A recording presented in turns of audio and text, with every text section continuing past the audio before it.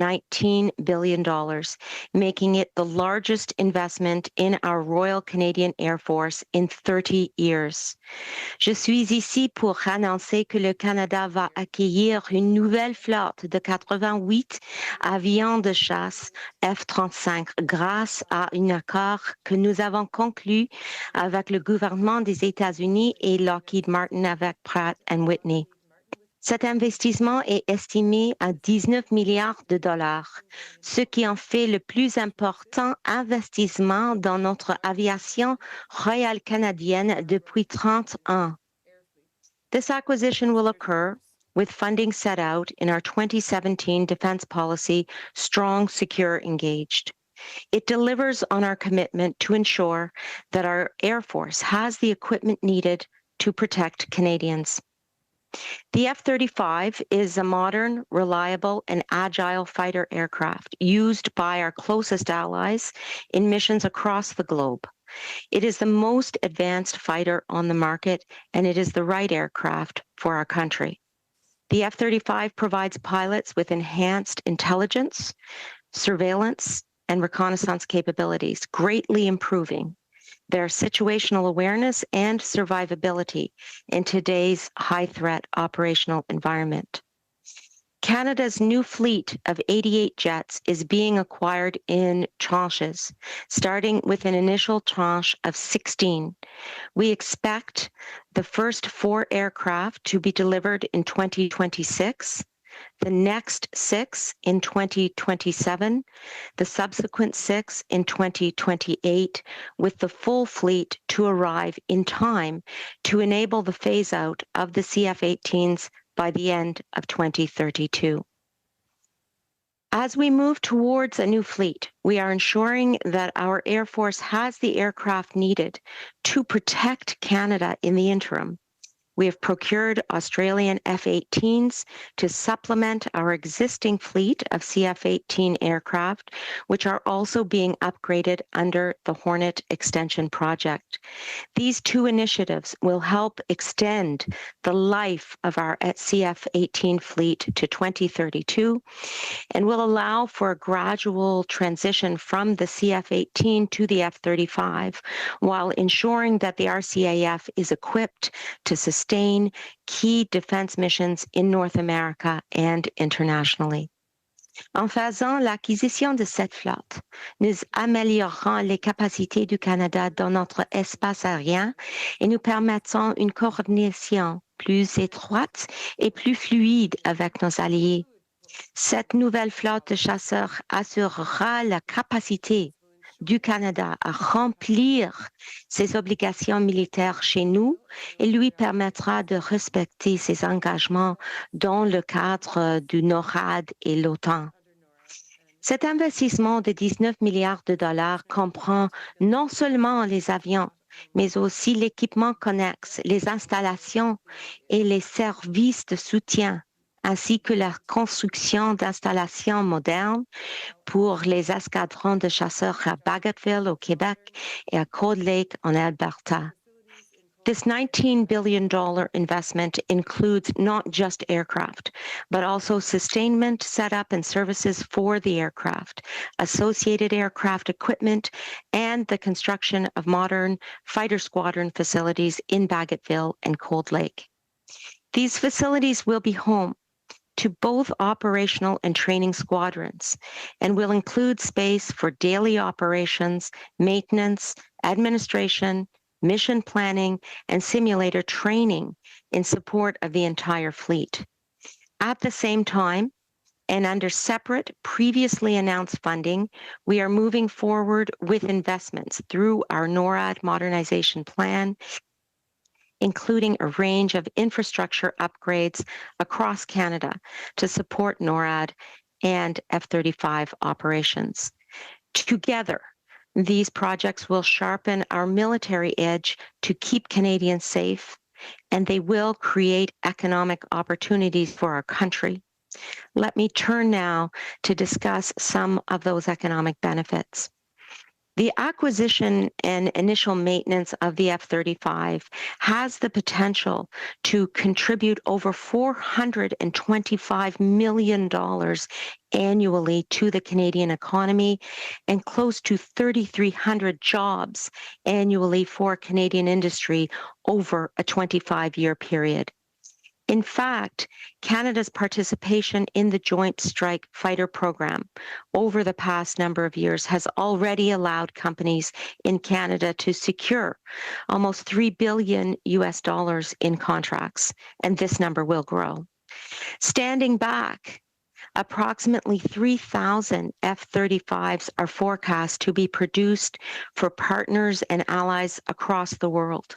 And every one of these jets will also include Canadian components, from landing gear parts to engine parts to software, making the F-35 a testament to Canada's world-class aerospace and defense industry. Our industry will also be well positioned to participate in the substantial maintenance opportunities of both the Canadian and global fleets. À l'avenir, nous continuerons à travailler étroitement avec nos partenaires de l'industrie pour fournir les informations les plus récentes sur les possibilités dont nos travailleurs et nos entreprises peuvent bénéficier. Cela inclut notamment les entreprises autochtones et celles du Nord. In conclusion, as global tensions rise, we will never waver in our commitment to keep Canadians safe. We are committed to making the necessary investments to protect Canada, and today's announcement is evidence of this resolve.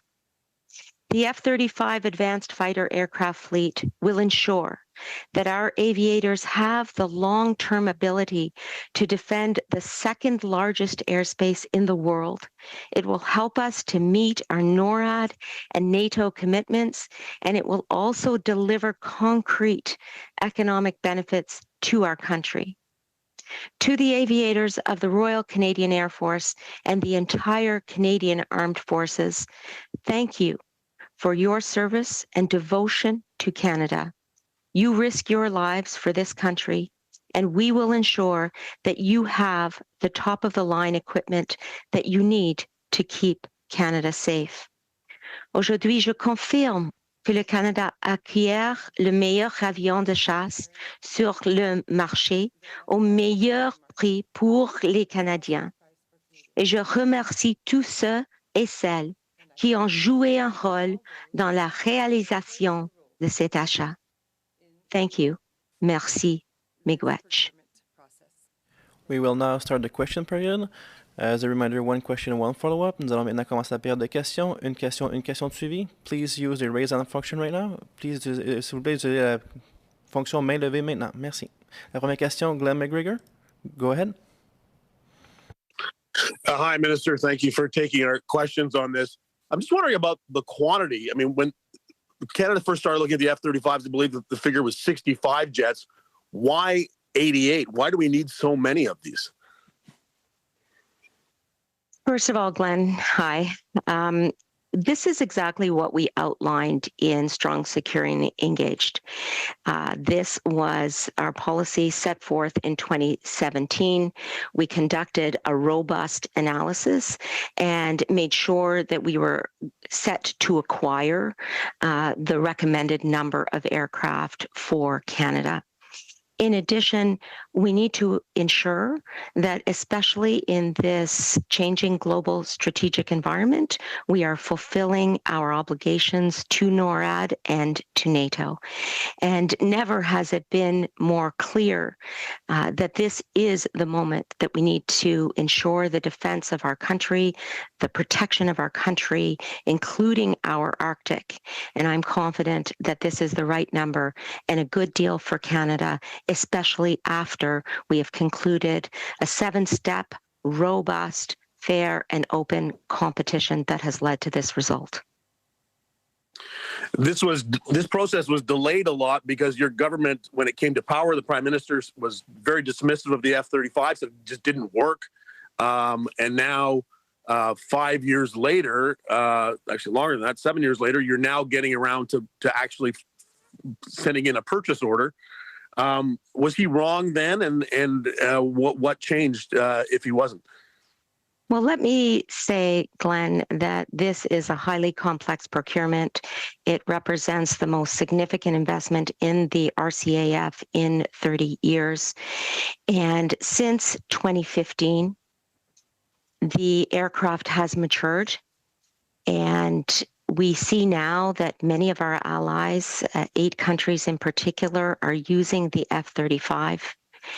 And Glenn, I am focused on ensuring that we deliver for the Canadian Armed Forces and for our country, as well as our multilateral obligations. And with this aircraft, which, as I said, has matured, we are doing just that. Thank you. Next question. Prochaine question, Raymond Filion de TVA. Bonjour, Mme Anand. Je lis que ce matin que la production du F-35 a été arrêtée à la suite d'un écrasement au Texas au mois de décembre. Alors, dans ce contexte-là, qu'est-ce qui vous fait dire qu'il s'agit du meilleur avion et qu'il est à point pour le Canada?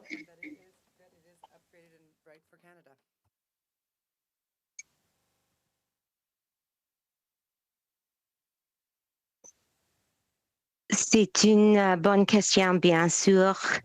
Je voudrais dire premièrement que nous travaillons avec le dernier modèle de l'avion qui a été perfectionné et devenu plus performant et a atteint une maturité telle que 11 services de 8 pays ont déclaré une capacité opérationnelle initiale. Et on s'attend à ce que tout problème technique découvert dans le cadre de l'enquête en Texas en cours soit résolu avant de la production de tout avion canadien. Mais pourquoi le F-35 est le meilleur avion? Qu'est-ce qui vous fait dire ça aujourd'hui? Et est-ce que M. Trudeau a commis une erreur en 2015 lorsqu'il a dit que le Canada n'avait pas besoin de ces avions-là, que le Canada ne s'en procurerait pas?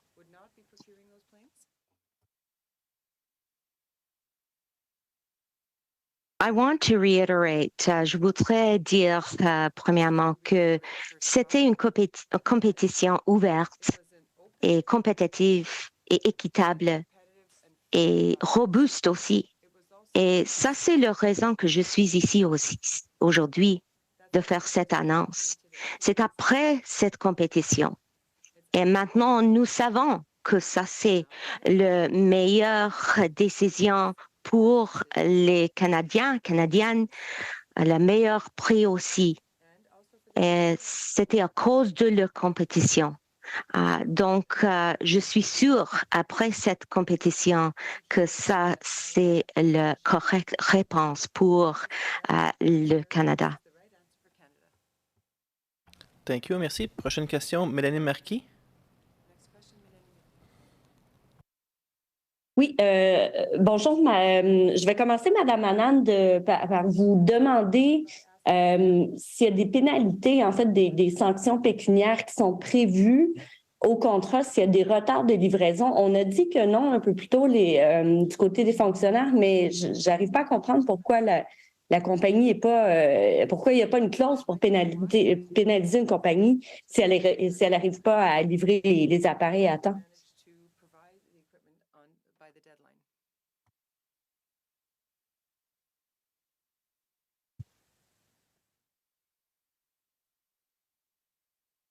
Merci, Mélanie. Le Canada achète les appareils d'une chaîne de production établie. Et nous avons la confiance dans cette fournisseur. Compte tenu des antécédents du programme en matière de livraison des appareils à temps, nous sommes convaincus que les appareils seront livrés aux dates demandées par le Canada ou à des dates très proches, et nous sommes confiants dans cet fournisseur aussi. Oui, puis juste en suivi un peu par rapport à ce que mon collègue Raymond disait, vous maintenez que c'est le meilleur avion, meilleur appareil au meilleur prix, mais il y a en 2012, le vérificateur général parlait d'un montant de 25 milliards pour 65 appareils. Là, il y en a 88, mais dont le coût va être de 70 milliards pour le cycle de vie. Comment pouvez-vous maintenir que c'est le meilleur avion au meilleur prix?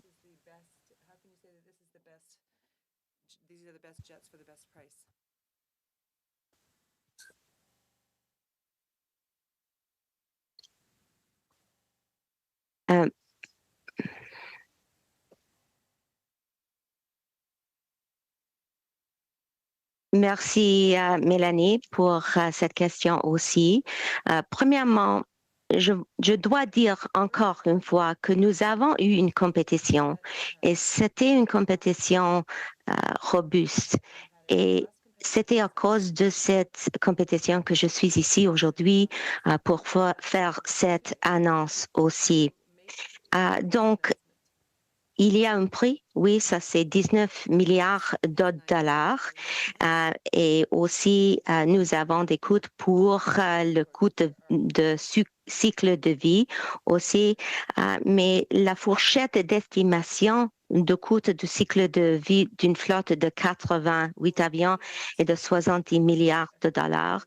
C'est important de souvenir et nous pouvons maintenir ces coûts avec notre plan, notre politique et aussi l'autre investissement que nous allons faire avec cet investissement. Il y avait une réduction des coûts de maintien, de réduction de 25% depuis 2015 à cause de l'avion de chasse et l'amélioration avec les technologies de cet avion. Thank you. Merci. Next question, Libertium from the Canadian Press. Yes, thank you, Minister. I wanted to ask, obviously we're on a pretty tight deadline with the CF-18s. I'm wondering, obviously, you've got a lot of work, a lot of preparatory work to do in terms of infrastructure, in terms of setting up sustainment and all this kind of stuff. What will the government be doing to make sure that all of this moves ahead of schedule? And can you speak to kind of this tight time frame that you have to make sure that the F-35s arrive in time for the retirement of the CF-18s? How important is that timeline?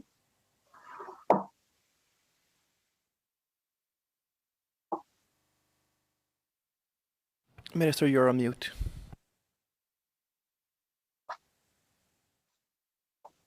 My apologies.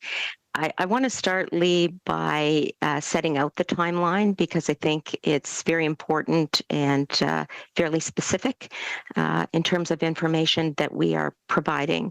So the timeline for delivery is the first 4 aircraft in 2026, the next 6 aircraft in 2027, and the next 6 after that in 2028 for the full fleet to arrive in time for the full phase out of the CF-18s by the end of 2023. And what we are doing in the interim while these fighter jets are arriving is to ensure that we have an upgraded CF-18 fleet also under the Hornet Extension Project. The Hornet Extension Project is going to be introducing new weapons. It's going to ensure that we don't have gaps in our capabilities as we ensure that we are living up to our obligations under NATO and NORAD. But the key point to mention is we have confidence in the supplier to be delivering these aircraft. We have seen no issues in the supply chain and in our negotiations with them. And as a result, we are fairly confident that they will be arriving on schedule. Thank you. And as a follow-up, you mentioned the Hornet extension project. That's over $1 billion. I think it's 1.3 billion. That's obviously one of the costs of the delay in the initial plan to purchase the CF-8 or the F-35 that was announced in 2010. There have been others as well, such as gaps and things like that. What can you say? What can you tell Canadians has been a benefit of the last 12 years of delays and constant talk about fighter jets and the F-35 that has essentially led us to the same point that, the same decision that was made in 2010?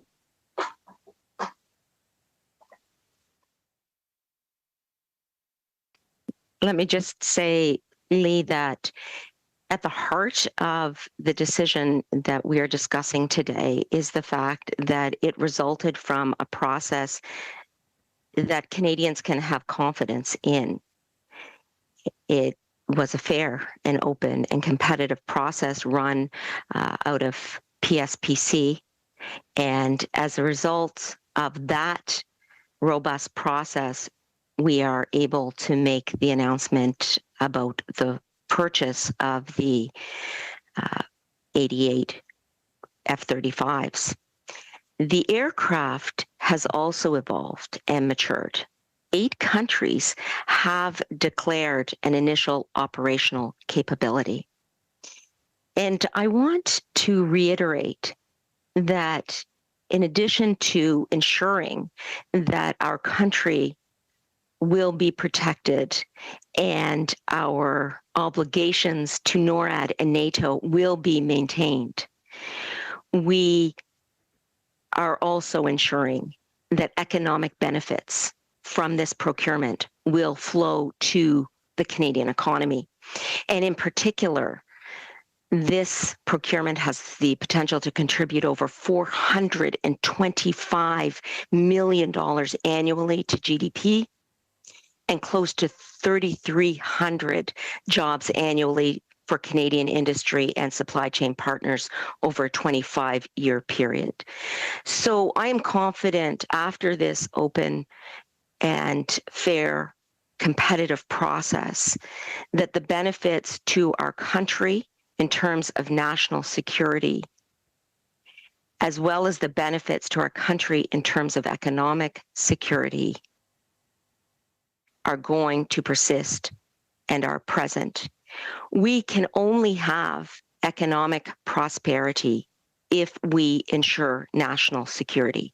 And that is what our government is doing with this announcement today. Thank you.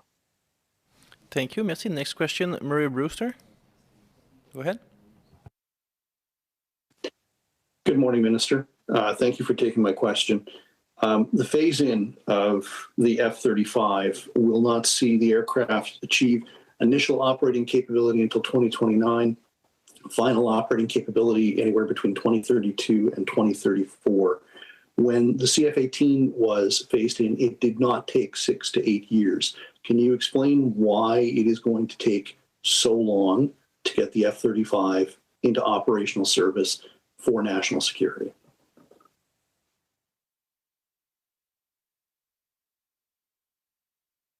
Thank you, Murray.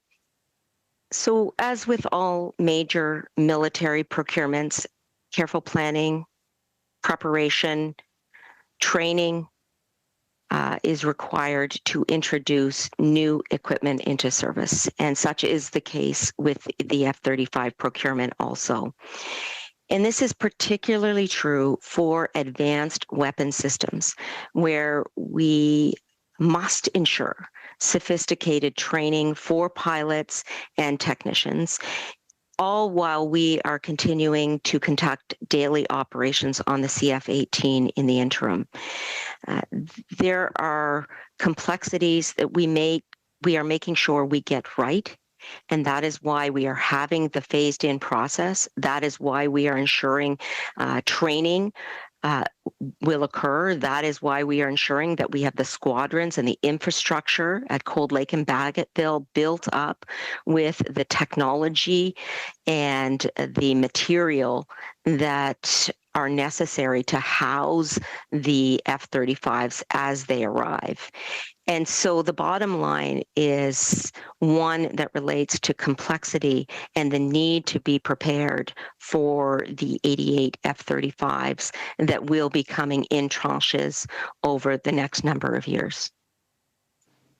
As a follow-up question, Minister, the department officials told us in the technical briefing earlier that as far as benefits are concerned, Lockheed Martin has agreed to target benefits to the value of the contract into Canadian industry. Now, that sounds like you got a better deal than just the standard MOU. Am I reading that correctly? And if so, can you give us a little bit more detail?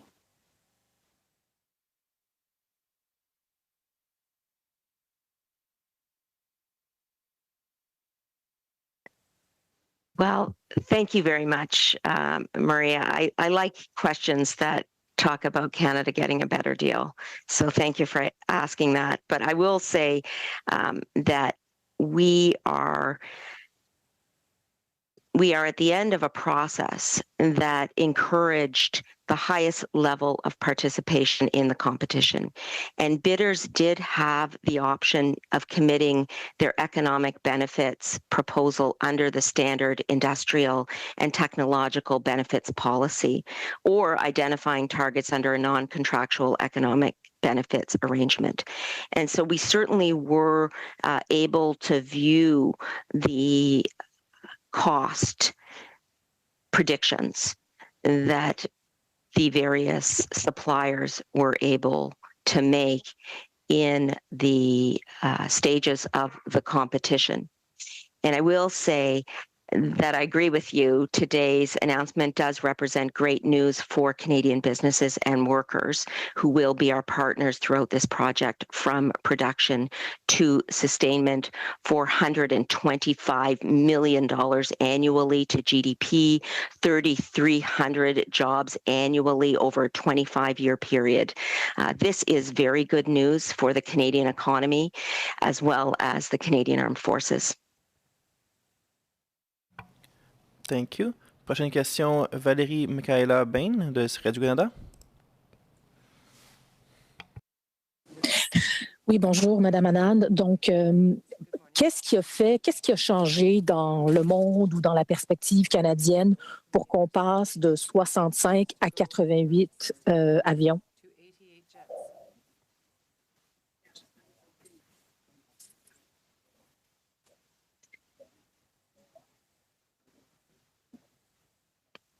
Comme j'ai déjà dit, nous avons eu une politique de défense en 2017. Et cette politique a dit que nous devons avoir 88 chasseurs, avions de chasse pour notre pays. Et on a décidé ça dans notre politique de défense. Et pour remplir nos obligations dans le cadre de NORAD et de l'OTAN, nous devons avoir ce chiffre, ces avions de chasse. Et ça, c'est le correct chiffre, correct nombre pour notre pays, pour la protection de notre pays et pour les obligations de NORAD et de l'OTAN. Et ces obligations sont très, très importantes à ce moment-là dans l'environnement global.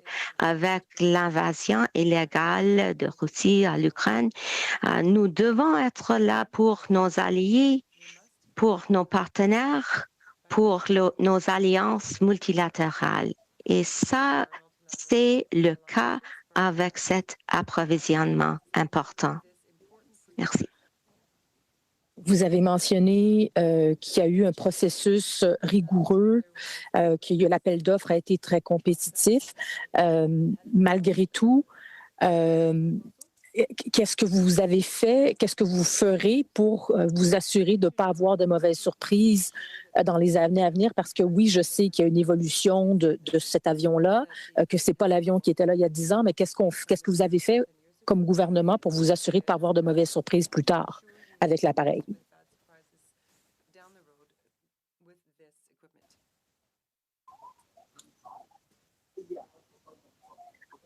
Comme toujours, nous avons s'assuré que nous allons prêtes pour les surprises. Et comment est-ce qu'on peut faire ça? On doit être proactif, on doit être responsif et on doit voir quels peut-être sont les problèmes dans l'avenir. Et ça, c'est le moyen d'opération de moi comme ministre de la Défense nationale, mais aussi j'ai dit à mon département, mes officiels aussi, de s'assurer qu'on a une relation très proche avec le fournisseur, de dire quels peut-être vont être les problèmes. C'est un appareil plus mature maintenant.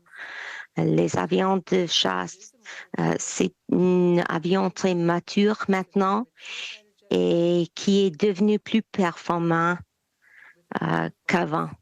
Donc, nous allons être prêtes pour toutes les éventualités, mais je suis sûre que ça, c'est la meilleure réponse pour nos forces armées canadiennes, pour la protection de notre pays et c'est aussi le meilleur prix pour notre pays à ce moment-là. Thank you, merci. We have time for one last question. Xiaoli Li, go ahead. Hi, thank you for taking my question. You've said again and again that the jet has evolved over its lifespan. Let's not mince words. At one point, it did look a bit like a lemon. So, I mean, how much of the decision making to procure these jets today was informed by the fact that it does seem to be operating in other cold weather NATO nations like Norway, for example?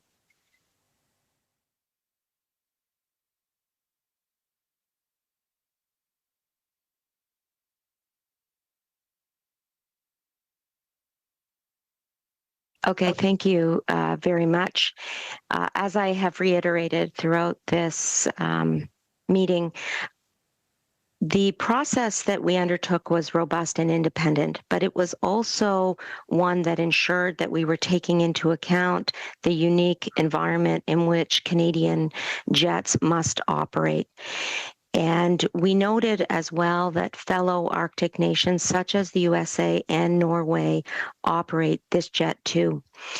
I will say that we are in this procurement making the necessary investments to ensure the ability for this aircraft to operate in cold weather in the Arctic. We will ensure, for example, drag chute capability for short, icy, wet Arctic runways. We will ensure that our aircraft have a true versus magnetic navigation capability to enable far north Arctic navigation. And we're also procuring strategic tankers to provide air-to-air refueling capability, and that's going to increase the range of our fighter jets. And finally, I'll say that we are upgrading the infrastructure for the fighters across Canada, including at 4 locations in Canada's north through our NORAD modernization plan. So we certainly did in the competition and now in the rollout take into account the fact that Canada has a unique operating environment and that we need to account for that in the technology of the aircraft and the squadrons that are hosting the aircraft as well. Thank you. Is there time for a follow-up? Yes, go ahead. Yeah, so how reliant will Canada be on Lockheed Martin and American engineers for repair and maintenance, or does this deal include knowledge transfer to Canadians? It's a a great question. We are making sure that we are training our Canadian technicians and that we have squadrons that will have the technology and the facility to undertake repair and maintenance and technology upgrades here in Canada. We will also make sure that we are equipping the fighter jets with the most recent technology. So there is the effort to ensure we have independence here in Canada with these fighter jets, of course. And as I said, the flow through of this procurement in terms of technology transfer is going to be apparent in our RCAF and in our Canadian Armed Forces members, but we're also going to see flow through economic benefits in the range of $425 million annually to the Canadian economy and in GDP numbers, as well as 3,300 jobs annually for Canadian industry. We are going to ensure specifically that we have 20 maintenance bays at Cold Lake and Baggetville.